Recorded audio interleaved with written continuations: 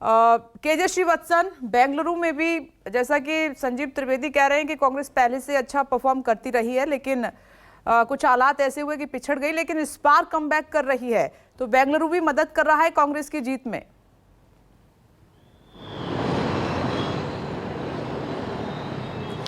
जी बिल्कुल, देखिए बेंगलोर भी मदद कर रहा है या नहीं ये तो 13 तारीख को पता लगेगा, लेकिन लोगों का जो मूड कल हमने वोटिंग के दौरान सुना था, देखा था, वह यही बता रहा है कि बीजेपी के लिए अच्छे संकेत बेंगलुरु से भी नहीं है। ग्रेटर बेंगलुरु इसको कहा जाता है। मैं आपको एक तस्वीर दिखाता हूँ। मेरे पीछे विधान सौदा है। यहाँ पर 224 विधायक चुनकर आने वाले हैं, जिनके लिए कल कर्नाटक की जनता ने अपने वोट डाले थे। बड़ा ही खूबसूरत है और 1991 में इसकी पंडित जवाहरलाल नेहरू ने फाउंडेशन स्टोन रखी थी।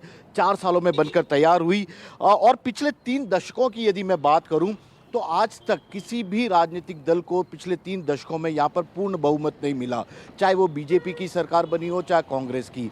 साल 2018 के चुनाव की भी बात की जाए तो कांग्रेस और जनता दल ने मिलकर यहाँ पर सरकार, जनता दल यूनाइटेड ने मिलकर यहाँ सरकार बनाई थी। कुमारस्वामी मुख्यमंत्री बने थे और उन्हें इसी विधानसभा में काफ़ी नाटकीय घटनाक्रम के बाद अपने पद से इस्तीफा भी देना पड़ा था और फिर बीजेपी की यहाँ पर सरकार आ गई। पार्टी में टूट भी हुई थी कांग्रेस की, लेकिन इस बार कांग्रेस पूरी तरह संभल कर चुनाव मैदान में थी। 1 साल पहले से चुनाव प्रचार की, चुनाव की रणनीति बनाकर उसे अमली जामा पहना रही थी। स्थानीय मुद्दों के आधार पर वह बसवराज मुंबई सरकार को घेर रही थी। अब जबकि वोटिंग डाले जा चुके हैं और कई जगह एग्जिट पोल की बात के जो आंकड़े आ रहे हैं, उसके आधार पर केंद्र से भी कांग्रेस के पर्यवेक्षक के तौर पर वेणुगोपाल और पार्टी के बड़े नेता यहाँ पहुँच चुके हैं। यानी कि अब चुनावी रणनीति के बाद किस तरह से सरकार फॉर्मेशन में मजबूती के साथ आगे बढ़ा जाए, इसकी तैयारी भी कांग्रेस ने शुरू कर दी है।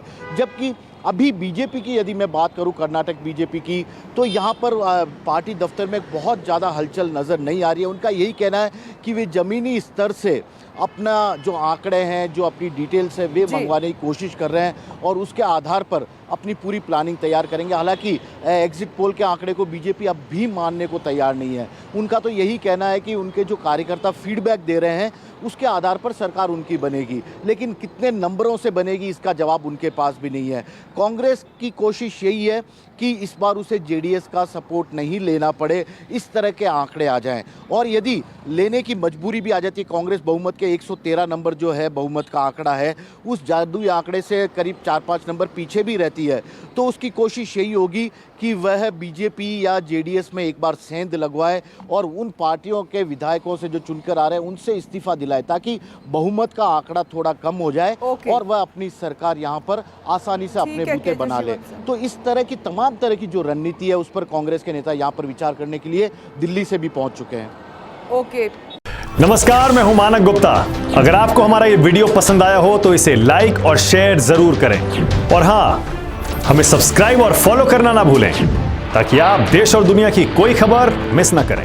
तो जुड़े रहिए हमारे साथ और देखते रहिए न्यूज़ 24।